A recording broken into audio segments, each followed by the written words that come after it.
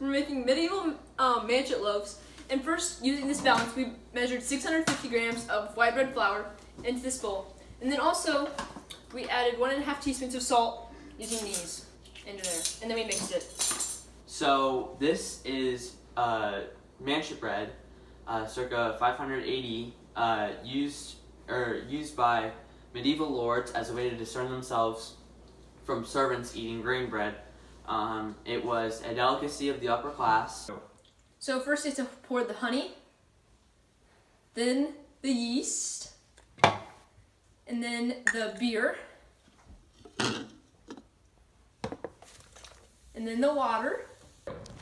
I am Brenda Plyman. I approve the use of beer in this recipe.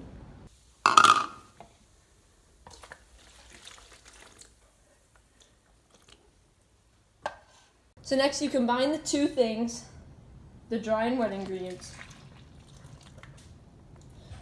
And then you have to stir them around until it starts to get sticky, and then you have to knead the bread.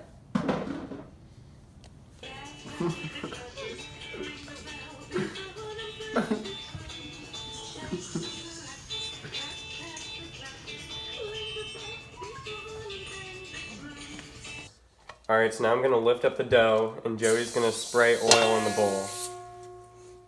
And then now we're just going to let it sit for a couple hours. With cling wrap on it. Yep, we're going to put some cling wrap on it. Now we're cutting up the vegetables to go along with the venison. We mix the squash, the peppers, sweet potatoes, regular potatoes, thyme, rosemary, olive oil, vinegar, and black pepper all in this bowl. After mixing the vegetables, we put them to the stove at 475 degrees for 35 minutes. Okay, so now we are preparing the meat by taking the wrapping off and beating the meat to make it more even and cook easier. Back in the day, servants would do this to the meat to make sure it was at optimal temperature for their lords. The reason they used deer over traditional cow that we use is because back then, this was not only the preferred meat, but it was used more of a delicacy. Yes.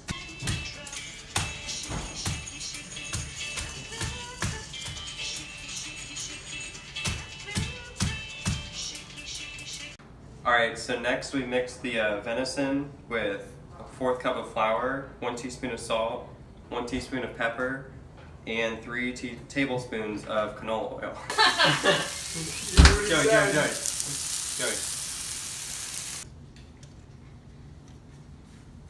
I'm such. Seth, how is it? It's great.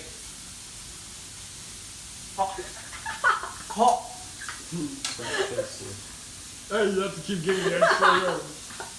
It's great, isn't it? Holy wow. It's great. Oh my god. How great is it? It's good. And now we rolled these into balls like this, and then we're gonna let them sit for another 45 minutes to let them rise. After letting the bread sit, we shaped it into a circle and we cut slices into it and then put flour on top of it. Now we're gonna bake it for 425 for 25 minutes.